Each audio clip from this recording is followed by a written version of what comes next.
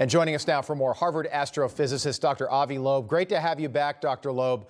At this point, again, photos taken October 2nd. It is October 30th. Do you believe there is a conspiracy at NASA? Are we in the middle of a cover-up? Well, thanks for having me. I'm not sure, I don't have any evidence, and I corresponded with Congresswoman Anna Paulina Luna, who promised to get in touch with NASA and encourage them to release the data, because the principal investigator is at the University of Arizona. He's not a NASA employee. And moreover, it's time to share the data with the scientific community, even if they don't want to make a press release.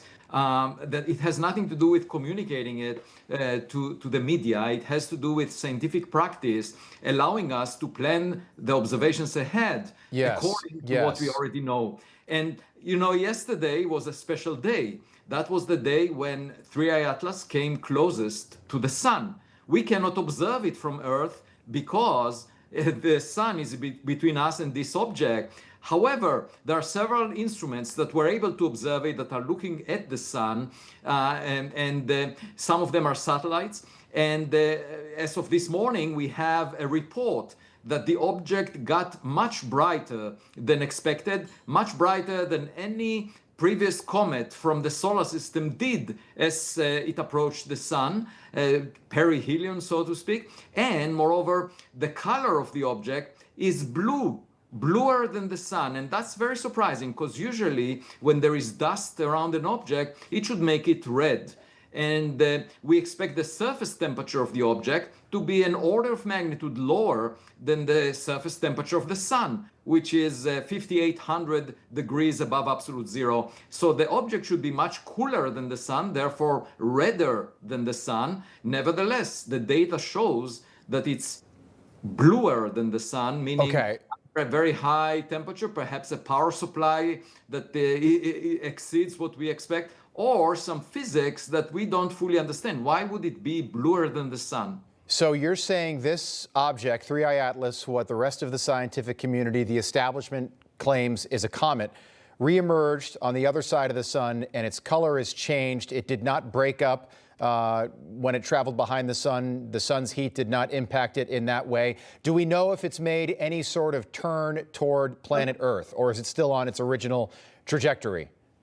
We don't have data on the trajectory. It looks like it didn't deviate much when the data was taken, but that's before perihelion. That's a few days before, all the way to October 25th or so. What we want to see is what happened after October 29th. And next week, on the first week of June, there is a European Space Agency spacecraft called JUICE on its way to Jupiter, and it will be able to take data from it. However, it's using its it's using the communication dish as a sun shield. So we won't be able to receive the data for a few weeks, but the European Space Agency was completely transparent when they took data back in early October. It was released to the public a few days later. Okay, Dr. Loeb, let me just stop you in the interest of time. I just want to, there's a couple things we have to move through. So Sean Duffy is the NASA administrator.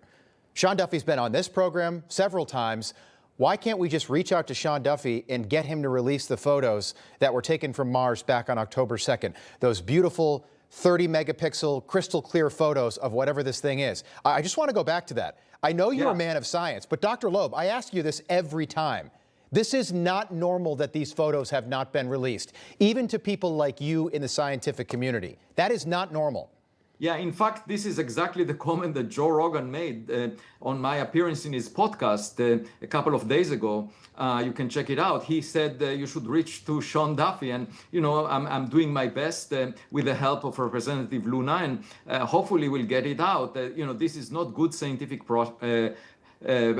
behavior, and I really hope that. And it's unusual. It's totally not common, Dr. Loeb. And I know that, look, the establishment, just like we saw during the COVID pandemic, doctors who said, wait a second, maybe you should think twice about getting these vaccines. Hey, wait a second, maybe COVID came from a lab. That's the way that they have treated you. The scientific establishment has sort of laughed at your conjecture and laughed at your theories, while people like Neil deGrasse Tyson sort of insults anything that you propose as preposterous, which I think is preposterous. I want you to respond to that, but just where are you now? You were 4 out of 10 chance, 40% chance this thing was intelligent life a month ago. Now it's reemerged, it's changed color. What do you think now, based on science? It seems like it's even more weird than I thought. The blue color is something we need to understand.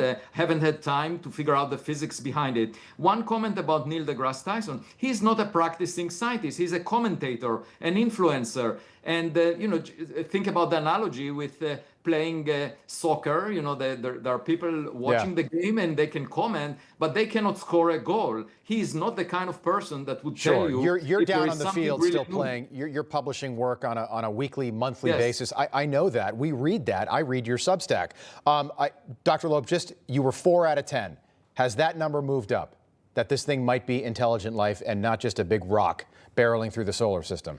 I think with the blue color, it's now a bit above 4, but I need to think about the physics behind it. It's really surprising, and it's much brighter. It's getting much brighter, much faster than any solar system comet before. Yeah. Dr. Loeb, we're going to have you back. Appreciate you being with us, as always. Great to see you again. I know the audience always enjoys when you come on as well. Avi Loeb, thank you. Thanks for having me. He loves the Constitution. He fights for what's right. He hates the bad guys. He's a freedom warrior. He's your freedom warrior. Watch Carl Higbie every weekday on Newsmax.